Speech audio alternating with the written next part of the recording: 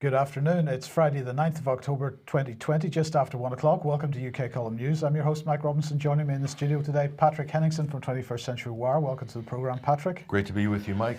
And we're going to get straight on in with, well, the news that pubs in Northern England could be closed in a new COVID crackdown. Lots of people telling us that swathes of Northern England are facing the prospect of tough new coronavirus restrictions. Of course, this follows on from what Scotland announced. Well, when is the announcement actually going to be? That remains to be seen, but this is what is very likely to happen.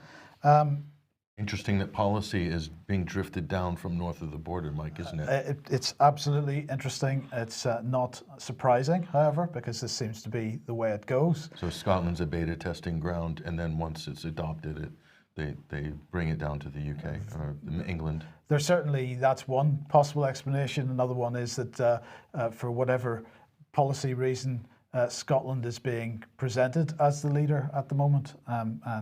So, well, that may be for future discussion with David Scott. But look, pubs in Northern Ireland to be, in Northern England to be closed. Well, don't worry, because Rishi Sunak is riding to the rescue.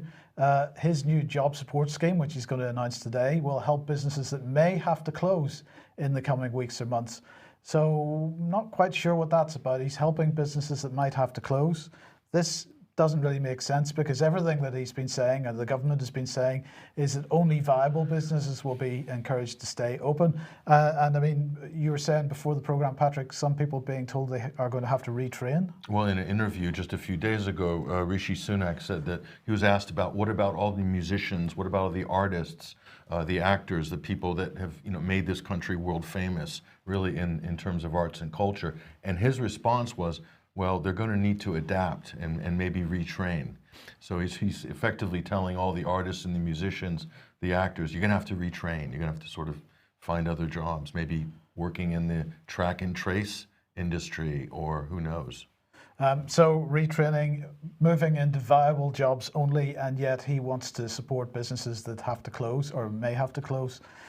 It doesn't seem to make sense, but the question is what's going on here. We've got businesses being forced to close as a result of lockdown, but the government starting to push a little bit of money, and not very much, but a little bit. Well, I think we're going to call this, Patrick, April Fools, but it's in November. And what's going on here, of course, is, well, we're going to show that what's justifying all this stuff, but they seem to be determined to play out exactly the narrative we had in April, in November.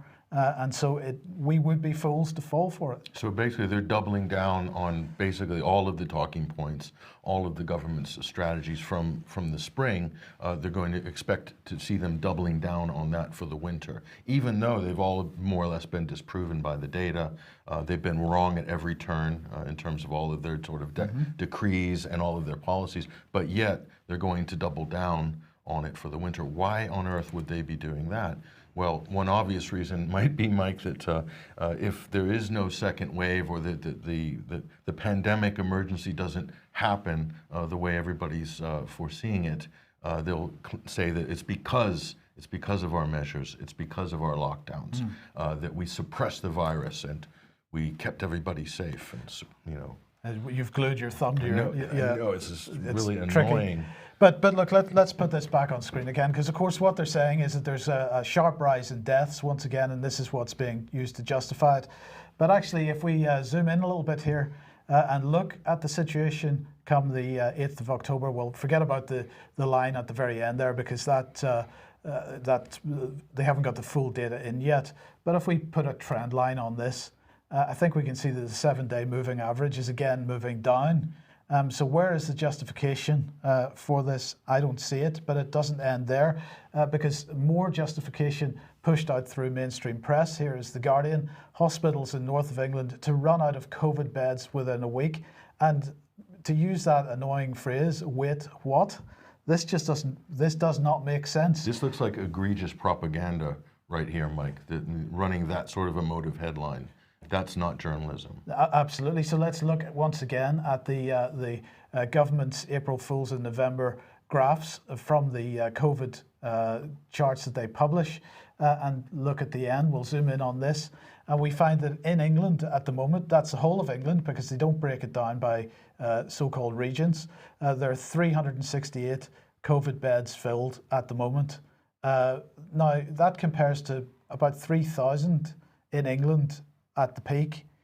So we're around the 10% mark at the moment, and yet the north of England, we are expected to believe, is running out of beds. How does this work? Well, we've also been told that they increased the capacity of the healthcare system back in the spring in order to cater for surges in COVID. Have they rolled back all of that increased capacity? What happened to all of this revolutionary NHS preparedness that the government said they did and have been spending tens of billions of pounds supposedly doing? Well, it was simply shut down. It was shut down, and they're being a bit slow to start it up again, because of course if they start it up again immediately and provide the capacity of the Nightingale hospitals, for example, then there would be no justification for any of this stuff. And also the press might be lying or might be twisting the story or twisting the truth, as they so often do, saying that the North is going to run out of beds if we don't lock down. This is basically the message, isn't it? Well, it is, but look, there's another message, and it's this: buy to comply. So the government is determined to get compliance on these lockdowns and on people's behaviour, on wearing of masks, on social distancing. Now, as we've highlighted before, shouldn't really be using this term social distancing because there's nothing social about it. But anyway, let's move on because a couple of weeks ago, or a week or so ago, we showed a little bit of video from one of the mayors from the north of England really saying he was going to rebel against this. But actually, the rebellion from the cities and regions, as they like to call them, is only on the basis that they want more money. So we won't comply with what the central government is saying unless you give us more money. So the government needs to buy to comply. This is the message. The same for industry. Give us more money. You're not, airline industry, for example, will be coming onto that in a few minutes. Give us more money to support us. And in fact, EasyJet just announced a massive loss of £800 million this year, first loss in their history, but they're getting a huge bung from the government to make up for that. So, but they want more. But even, Patrick, it has to be said, individuals are also demanding more money to support. They're quite happy to comply to a certain degree, but so long as the financial support is underpinning the compliance. Well, they've done that with quarantines as well, so it's just to buy off all of those different sectors, to buy off cities and regional governments from rebelling, pay them, to buy off various industries, give them handouts, give them bailouts, give them money. And of course, they're more likely to comply. And of course, the last one is to buy out individuals. What do you need to do? You need to pass out some cash.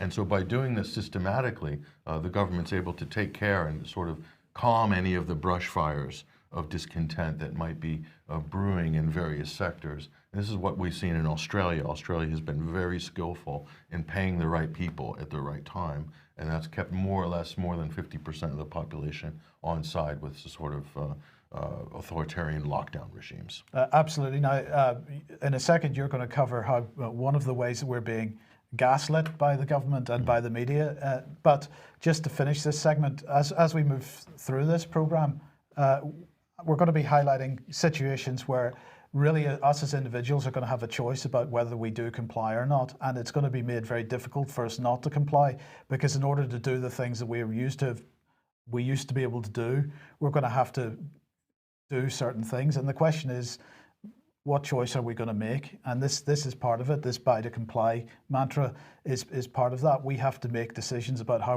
we are going to react to this stuff in the future as individuals. And sometimes that means that we're not going to be able to do the things that we might like to otherwise do. Which means that you might want to, say, boycott or protest a certain industry or service, but then on the other side, the government's behind that industry or company offering them some cash. Absolutely. So it's pushing and pulling in two different directions. Yes. So what's Matt Hancock been up to? Well, Matt Hancock's a busy little boy. He's a busy little boy. He tweets often and every day, and some of the stuff that he's putting out is, in a word, desperate, but we're going to call it basically something else. But he's saying here, we all have a part to play to stop the spread of the coronavirus so we can keep the NHS open and save lives. So is that what we're doing? Are we keeping the NHS open? Is he not threatening to close the NHS if we don't all do our part? Isn't that, how else can we read that? Well, we might see how we would read that later on with the NHS, but absolutely, yeah. And to save lives. And then finally says we need to suppress the virus, protect the economy by closing the economy, protect education by shutting down education, and protect the NHS by shutting down the NHS. Yes. Until the magic, wonderful, miracle panacea vaccine arrives, which can keep us all safe. That's debatable on its own. And of course, it doesn't matter how many people die while we wait.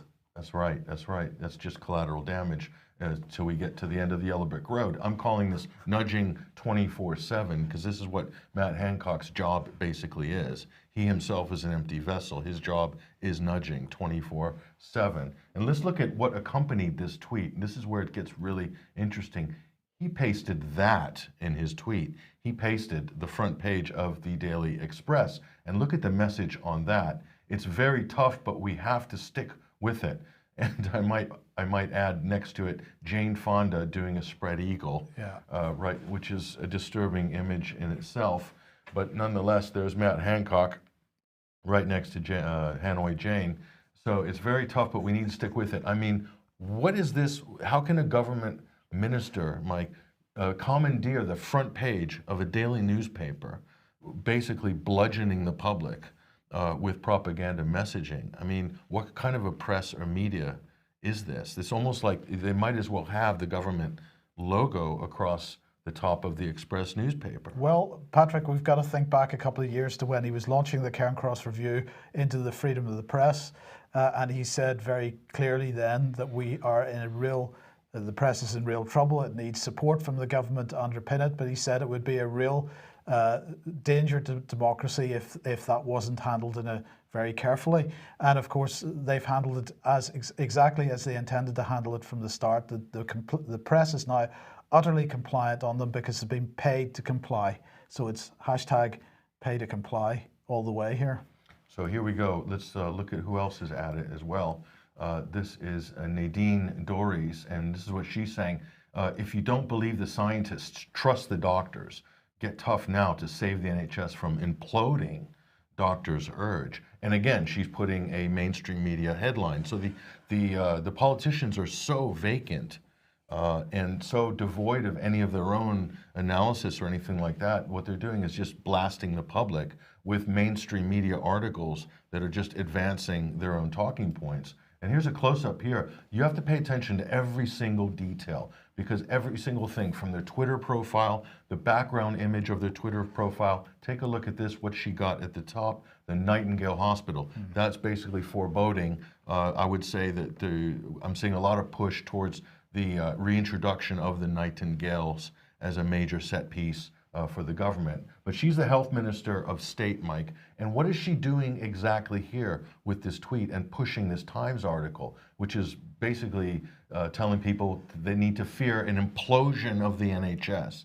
What is she doing here? This is a common fallacy. It's called appeal to authority fallacy. She herself cannot back up or give the provenance of her claim. So what she's passing the buck to the doctors now.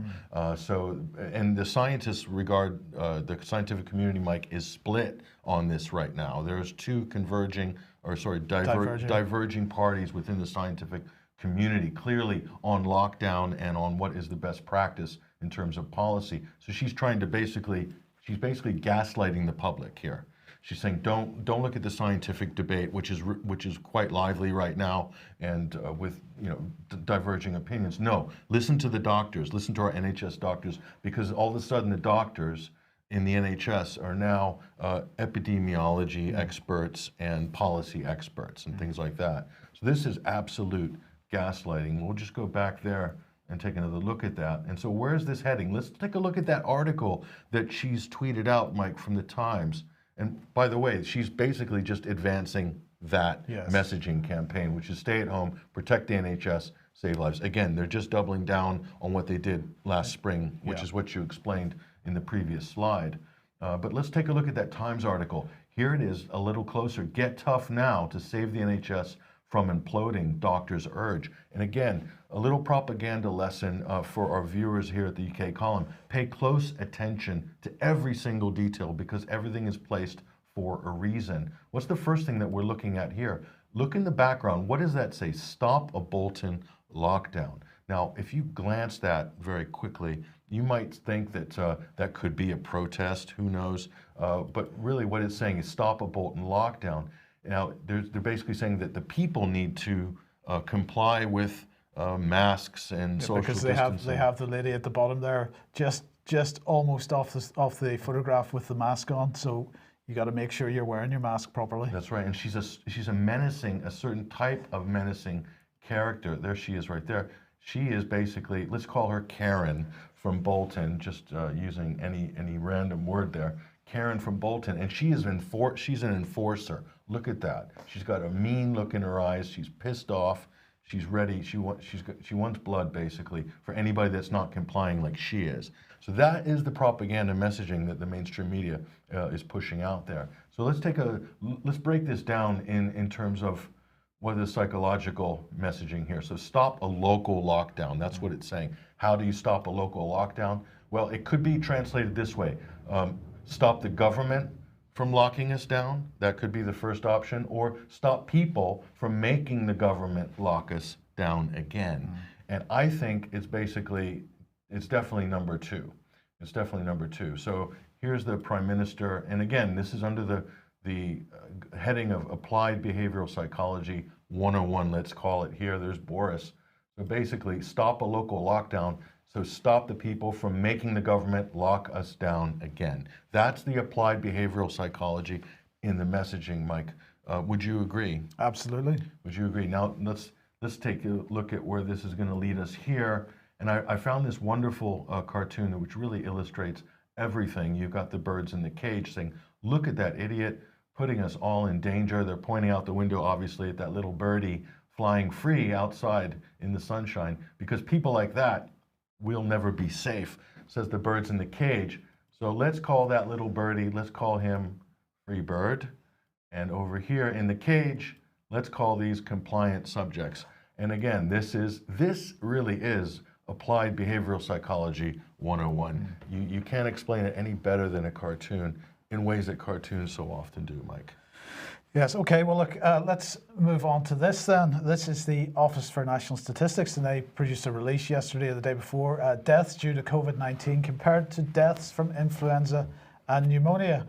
And well, it was quite an interesting little quote that we took out of this, because they said influenza and pneumonia was mentioned on more death certificates than COVID-19.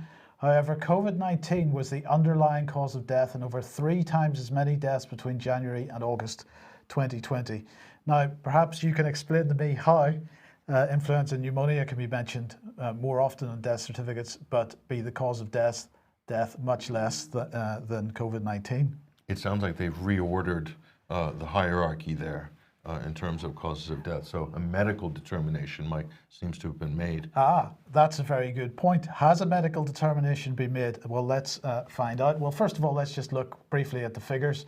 This is what they said. Death certificate mentions, 506 mentions of influenza, 69,781 mentions of pneumonia, and COVID-19, 52,327 mentions. That's on the death certificates themselves.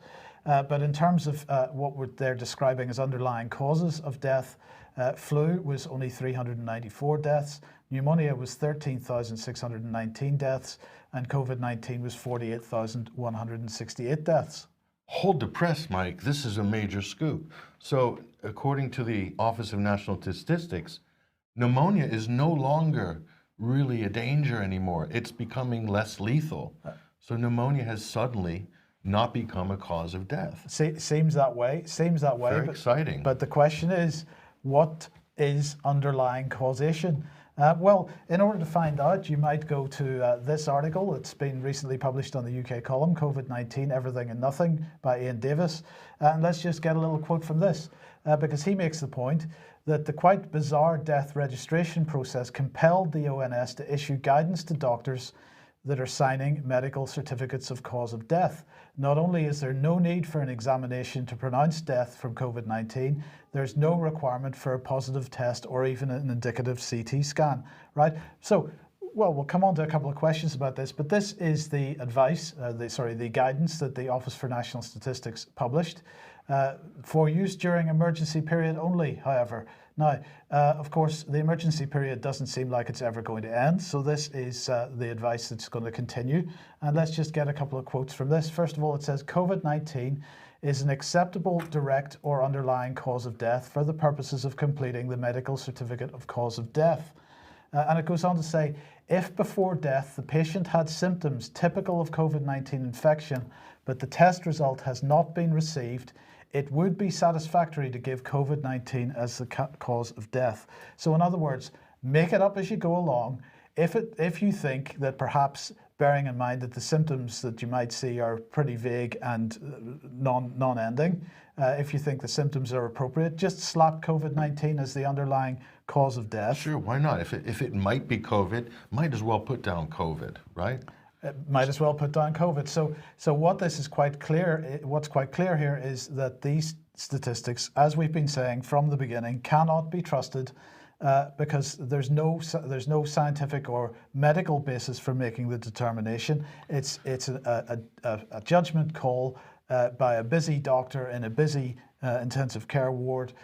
There's no post-mortem carried out, there's no investigation carried out to confirm whether COVID-19 was actually the underlying cause or whether any of the comorbidities that many of these people have had were the underlying cause. So basically what the key word there was during an emergency period. Yes. Okay, during an emergency period. So the assumption there is that if the government says we're in an emergency period, then it must be an emergency, even though no one's really interrogating what's the actual, the truth of that, okay? Yes. So, but that assumes that the NHS, Mike, is being overstretched and that there aren't, the doctors don't have time to determine the cause of death because quote, it's an emergency, and quote, the NHS is being overrun, even if it isn't. Even if it isn't. So let's continue with this, because if you're paying attention, well, there's something very interesting here, because not only is the Office for National Statistics logo on this guidance for doctors completing the medical certificates of cause of death in England and Wales,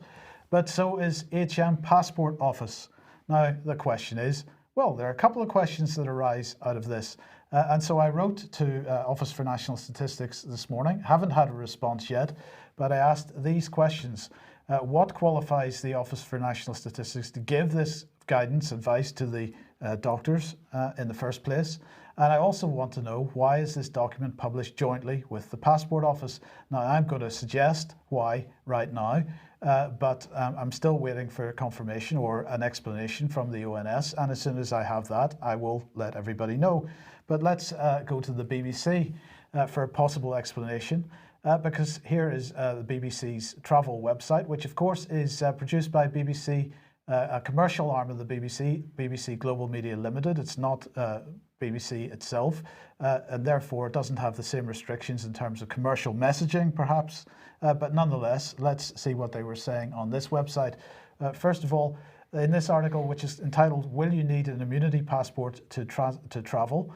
It says the global economy has been severely disrupted by COVID-19, with the virus wreaking particular devastation on the travel industry. Now, Caroni is particularly confused about this because Caroni wasn't aware that, in fact, an aircraft could become infected by this virus, but that seems to be the implication of what the BBC has written there, because they're saying quite clearly that the virus wreaked havoc, devastation on the travel industry, not government policy, not decisions by the industry itself as a result of government policy. No, it was the virus that did it.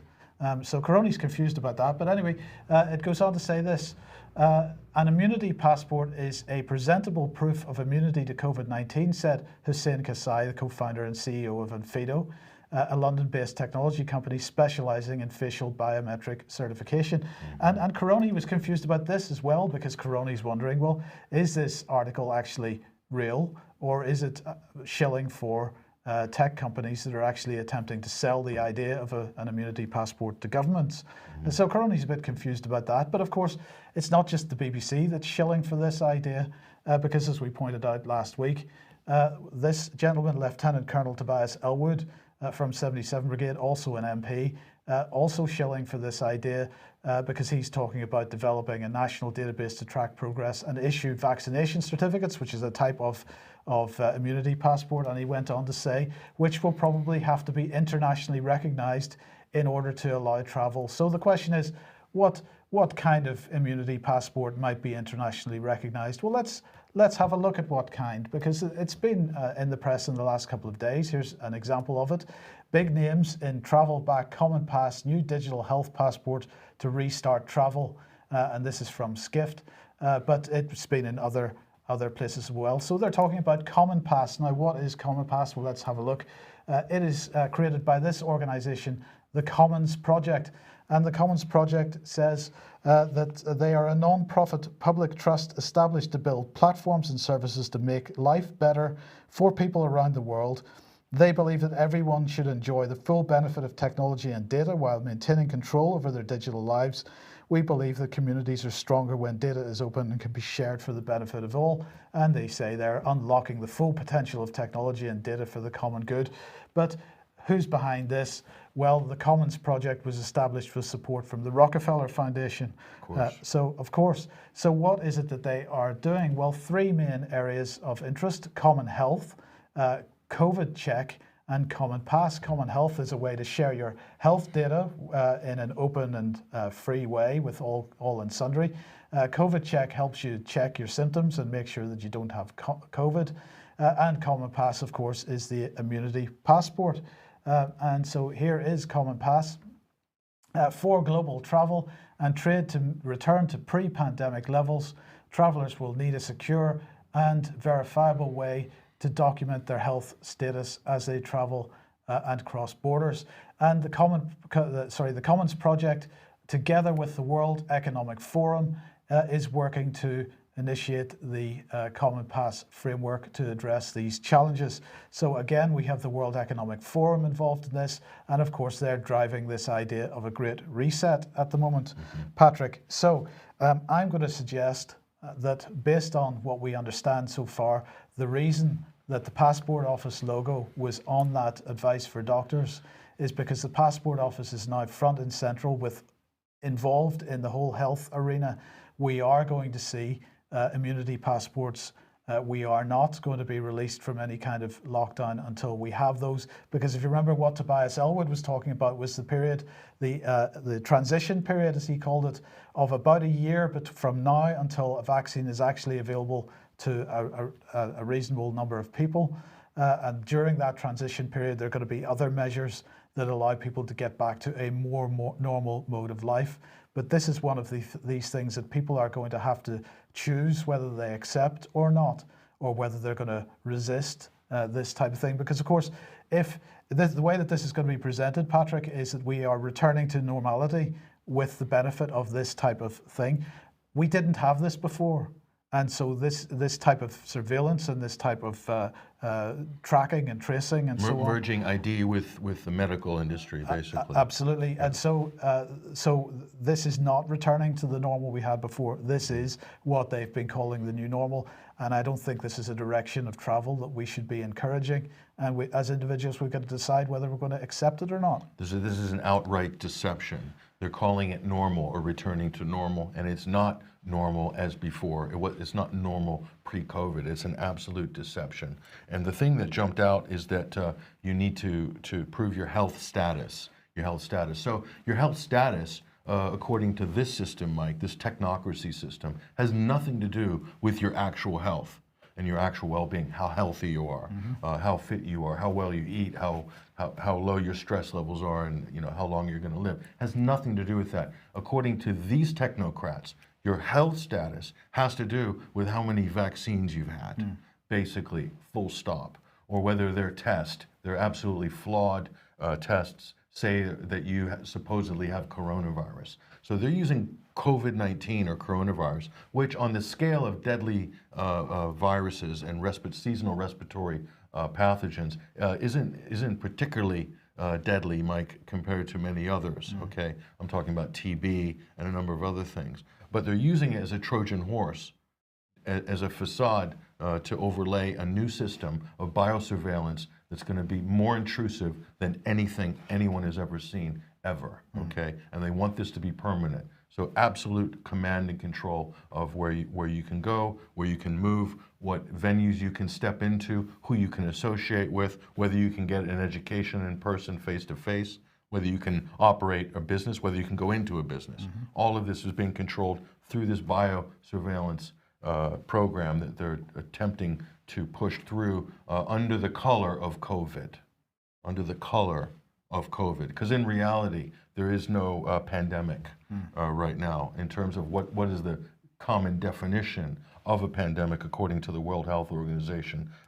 It doesn't rise to the level right now of epidemic or pandemic, right now, today. Okay. And in fact, as we have made the point many, many times, Patrick, there's a big question mark over whether there ever was, even at the height of the pandemic in April, whether it was actually a pandemic or whether the excess mortality was being caused by the fact that the NHS was shut down and care homes were not getting the medical support that they needed. And cooking the books on death certificates and record keeping and things like that. So it's questionable whether there has ever been a pandemic from the beginning, but that's... You can make that argument, and many have, many have. So... Okay, well, look, if you like what the UK Column does, you would like to support us, then please head over to ukcolumn.org/community. There are options to help us out there, and that would be very much appreciated. And another reminder that AV 11.1 is taking place on the 1st of November, and in fact, it will begin on the Saturday evening with a couple of presentations. So tickets are available at alternativeview.co.uk, also on the UK Column website. Dr. Graham Downing is now confirmed on the list of speakers as well. So do take part in that if you possibly can. Now, where does that take us? Well, Tobias Elwood back on screen again. Here he is. Now, as a result of our coverage of his statement to the House of Commons a week or so ago, quite a number of you wrote to him and asked some very pertinent questions. And as a result, well, he wasn't terribly happy about it, but he did generally make this statement. He said, "I have never stated that vaccines would be mandatory."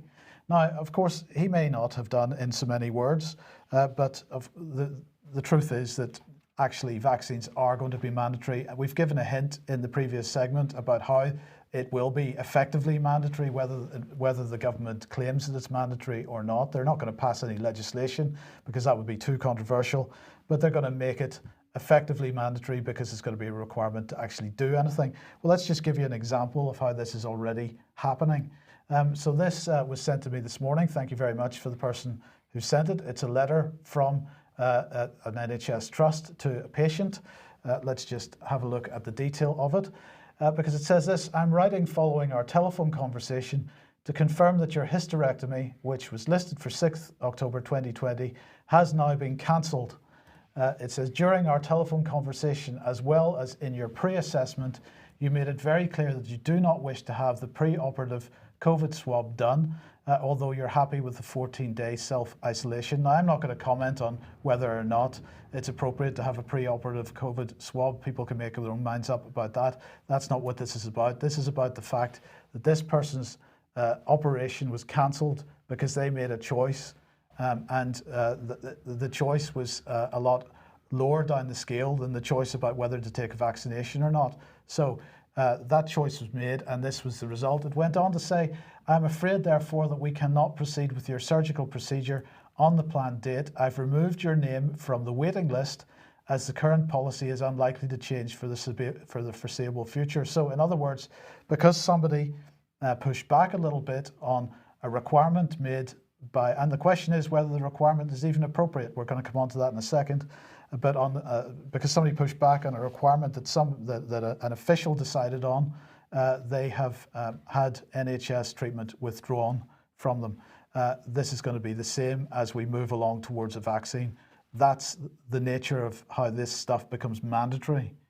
Because if you're having healthcare removed on the basis of making a choice, it's effectively mandatory. So if they're denying access to normal NHS care if you don't comply with the various COVID testing regimes and biosurveillance Absolutely. regimes. So the question is, how appropriate was this? Well, in fact, The Guardian gives us a clue. COVID precautions delaying NHS surgery may be unnecessary. Study finds now, in this case, of course, the surgery wasn't delayed, it was prevented. But this article is saying thousands of patients may be facing unnecessarily long waiting times for surgery because of a misplaced assumption about the COVID-19 risk posed to healthcare staff by a routine procedure, a study has found. For months, operating theatres have been running at reduced capacity, leading to some of the longest waiting lists for surgery since records began. A major reason has been the introduction of precautions to protect against airborne transmission of coronavirus via tiny droplets used in called aerosols during the insertion and removal of the breathing tube that's placed in patients' airways while they're under general anaesthesia. The risk was judged so high they've been classified as aerosol-generating procedures for which respirators and high-level personal protective equipment are required. The surgery must pause while the operating room is cleared of aerosols and special cleaning is undertaken. So not only is that the requirement based on this, but of course people are also required to take swabs before they go into and confirm their status before they go in for an operation. But a group of scientists have now discovered that this is inappropriate because the truth is, according to The Guardian, that no direct measurements of aerosols have ever been made. So this assessment that there's a risk was based on nothing, based on absolutely nothing. Just guesswork. Just saying we think it might be a risk. Right. So a group of scientists have now said, well, actually the risk is overstated. It's not really that serious at all. So my point here is there's no justification for the treatment of this lady based on a nasal swab other than for behavioural reasons. But here we have HSJ, this is a Health Service Journal. Leaked data gives first view of growing cancer waiting list post-COVID peak because, of course, the NHS was shut down over the peak of the so-called pandemic. Not just cancer patients on waiting lists ever longer, but here we have Breast Cancer Now talking about 1 million women across the UK unable to have a mammogram, and about 8,000 of those women will have had their diagnosis of a disease of cancer delayed, and of course with the delay of the diagnosis becomes a much harder recovery process and potential death. So what's the government's attitude towards that? Tough luck. Well, so catch COVID and we'll be interested. Yes, the rest we'll forget give you it. a little bit of attention. But if you've got breast cancer, you've got pulmonary, heart, you're high risk of a stroke, on your bike, basically. Get COVID and we'll let you in. You can have some care. Otherwise, get lost. This is it, and that, in my opinion, is the real pandemic, not Corona, who's confused about everything that's going on here. But save the NHS. But save the NHS. But it gets better because, as we said already, pay to comply. Everybody's after more money at the moment. Well, let's look at Addenbrooke, and they have now started a campaign. Thank you to the person who sent this through to me to look after their staff during the coronavirus crisis. And what are they talking about raising money for? They're asking for people to make a monthly donation of £25. This is what they're fundraising for. Children's Emergency Ambulance Service, okay. Make the hospital even better. A cancer campaign. This is the stuff that they're not doing. They're not doing cancer operations. They're not doing cancer treatments, but they want more money for their cancer campaign. They want a major trauma campaign, but this is stuff that the NHS is supposed to be doing anyway. That's what accident and emergencies for, is major trauma. So they're marketing, the way they're selling this, Mike, is that you're donating to the NHS itself, like to hospitals. To hospitals. And nurses. To individual hospitals. Yes. But that's not exactly what's happening, is it? These are campaigns. So they're asking for your donation to what? Help with public relations and marketing campaigns? Good question. Lobbying, perhaps? Good question. On behalf of contractors who will be filling some of these demands for these new programs? I don't know. Is this not a valid question? It is. Transplant campaign there. Help Your Hospital Appeal. Children's Hospital campaign. They've got campaigns and appeals coming out of their ears. 3D Surgical Planning Service Appeal. Liver Transplant Service Appeal. But most of these things are things that the NHS should be doing anyway. And it's not just Addenbrooke's, because here is another one, Nottingham Hospital's charity. Then what have we got here? King's College Hospital charity. Heroes Appeal. Yes, Heroes Appeal. We've got Oxford University Hospitals, NOC. This is another Heroes Appeal. We've got another Support Our Staff Appeal. This is from Royal Liverpool and Broad Green University Hospitals. So on the basis of COVID, on the basis of this wonderful heroic work that the NHS is doing as a result of COVID, we've got to make charitable donations to the NHS, as well as the billions of £150 billion a year of tax dollars that go into this. It is an incredible situation that we're building here, an incredible narrative that we're building here. But look at the bottom paragraph on that last one, Mike. It's interesting. It says, this is to protect their own health, reduce the risk of our staff and patients, and to encourage everyone to follow the government's advice. So, in other words, make a charitable donation to be propagandized. That's what it looks like. I mean, I think this is worth digging into, especially the first organization, because it seems to me somewhat misleading, Mike. Yes. And highly disingenuous. So you remember the whole furore over Cambridge Analytica? Did that not dominate the headlines? We had those long, dramatic, very compelling hearings on TV for months and months and months. Well, here we find out this week, and that inflated bubble, unfortunately, just popped, Mike, this week. This is the Information Commissioner's final report onto Cambridge Analytica here. Well, what we're going to show you is not really in the headline of this, but you dig into the article and you can see, well, the final conclusion, Mike, is that Cambridge Analytica did not meddle in the Brexit Leave campaign. So no further evidence to change my earlier view that SCL, the parent company of Cambridge Analytica, were not involved in the EU referendum campaign in the UK, and also the group's famous marketing slogan, we've got 5,000 data points on every individual, was also deemed to be an exaggeration, Mike. So just back to this point. So Carol Cadwalader, who's an Integrity Initiative journalist, she was outed as an Integrity Initiative journalist for The Guardian. She raked up tons of awards on the back of this story that Cambridge Analytica meddled in the Brexit referendum process. And they won BAFTAs for a documentary called The Great Hack on Netflix. It just cleaned up on the awards. She took home a Pulitzer Prize on the back of this story, which we now know is a fake story. So all of her work was basically based on a lie. And she cleaned up with Pulitzers, BAFTA awards, and featured in this Netflix documentary. I mean, well, I presume she'll be given the BAFTAs and the Pulitzer back. She should return the Pulitzer, really. Do you think she will? No. I don't think so. This is how the establishment works. They create awards for people who push propaganda and who push their lies. And shame on The Guardian for not even doing the due diligence on this and so many other stories. This reminds me so much of the White Helmets as well, in terms of sort of wholesale fraud of a narrative. But Russiagate as well is baked into this, because the Russians, the whole campaign and the whole propaganda campaign, the Russians were backing Brexit or somehow involved in meddling in the Brexit vote. So this was all part of the anti-Trump and anti-Russian effort from 2017, 2018 and on. And so now it's just collapsed into a heap of ash. Are we surprised? No. Just before we move on, Patrick, to the last story, what is the situation with the election in the United States? How is Trump doing? Trump is doing. It's Biden is ahead in the polls, if you believe all the mainstream polls. But wasn't Hillary Clinton ahead in the polls in 2016? Yeah. So in that sense, right now we're seeing a repeat of a kind of a pattern of what happened in 2016 with this overestimation.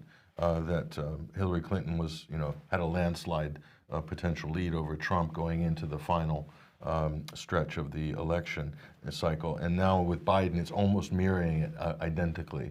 So in terms of the poll lead, 14, 16%, things like that. So we're seeing the exact same thing happen now, although it's, I think, more distorted now than it was in 2016 for a number of different reasons, one of which is the Democratic Party is not really unified at all behind Biden and Kamala Harris. So there's splits. Mainly I'm talking about the Berners, the Bernie Sanders crowd. So that makes this kind of overestimation even more distorted. So it is very much neck and neck. And we've looked at the polls and the potential voting and where we think states are going to be, heading on election day, and it does look like it's going to be absolutely razor thin. It will come down to literally 1 or 2 states in electoral votes.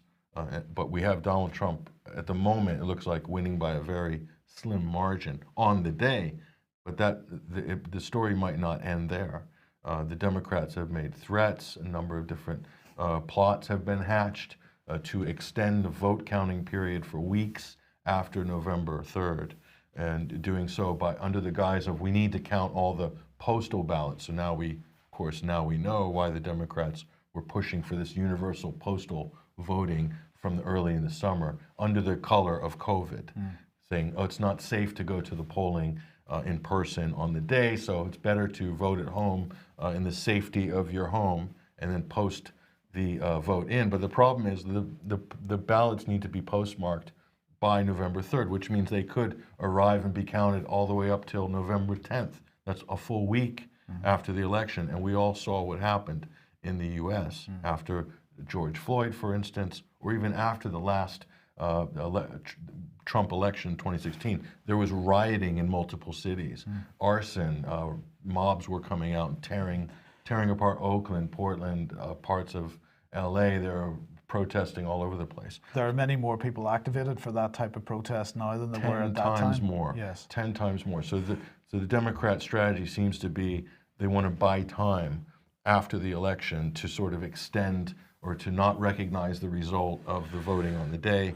And then you could have chaos. You could have little pockets of Civil War type, not a full-on Civil War, but you could have, really heated partisan face-offs and possibly street violence. I think one of the things that concern me most about this potential, Patrick, and I talked about this with Richard Black on. If anybody hasn't seen the discussion that I had with former State Senator Richard Black, have a look on the UK Columns YouTube channel for that discussion, because of course what Nancy Pelosi and others have been saying is that if Trump is still in office in January, they want him removed physically. That's right. And they're talking about calling in the army to help do that. Now, that takes things to a whole new level. And she's also, just yesterday, she announced that she's putting together a special 25th Amendment committee to basically decide whether the president is mentally fit, according to the 25th Amendment, that gives Congress an open door to, again, a type of impeachment, if you will, to deem the president not mentally fit to perform the duties of the office. So they'd just done that last night. So that was the third or fourth coup plot that's been hashed, and that's a very desperate move. So basically, they've lined up 4 or 5 different contingencies, and they're going to go for everything. Basically, it's going to be a full court press. So it's going to be ugly. I said this last week on the Sunday Wire. On our radio show every Sunday at 21st Century Wire, the Sunday Wire, I said it's going to be messy. Expect it. And a lot of the mess is going to come from the mainstream press, which universally despises Trump. Oh, they're going to be all totally on board with the chaos and saying, oh, we can't recognize this result. There needs to be a recount. And it'll go all the way up to the Supreme Court if necessary. And that will take you right into December, basically. All bets are off.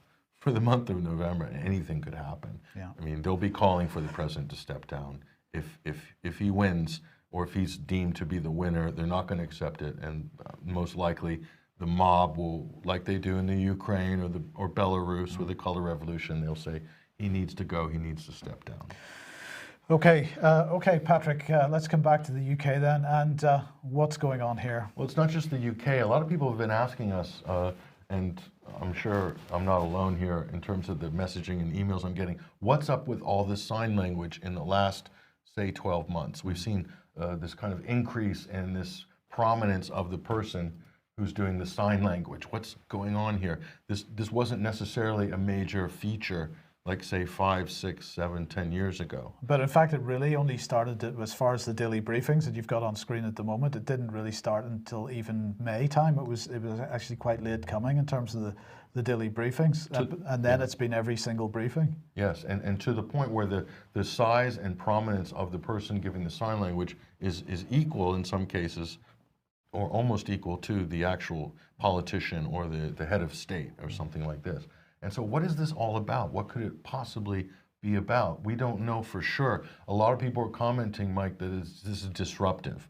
It's distracting and it's disruptive. It really is. It frustrates viewers. And so is this an intentional strategy? This is going on right across the United States, even on local and city governments. So it's become kind of a trend. What does it mean? What percentage of the population are actually needing this?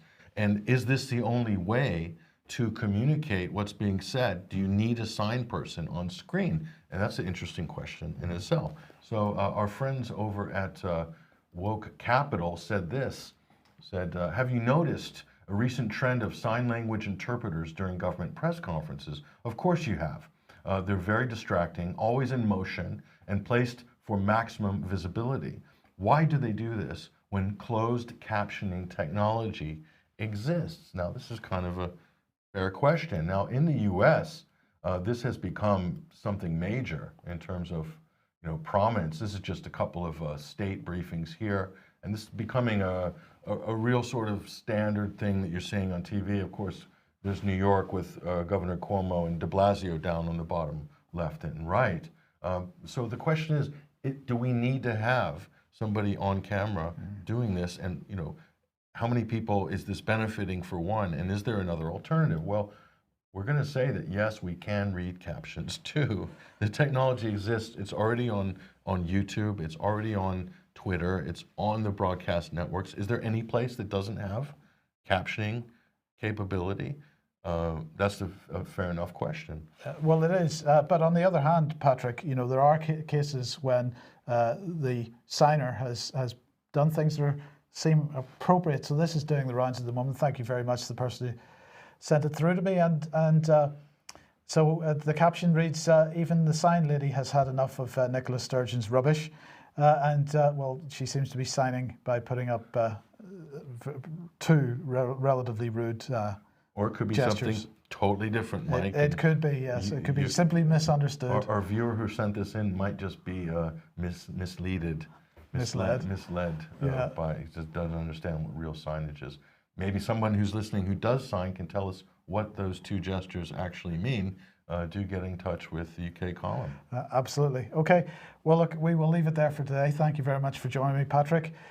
Thank you very much for joining us. We'll be back at the same time, 1 p.m. on Monday as usual. Hope you have a great weekend, and we'll see you then. Bye-bye.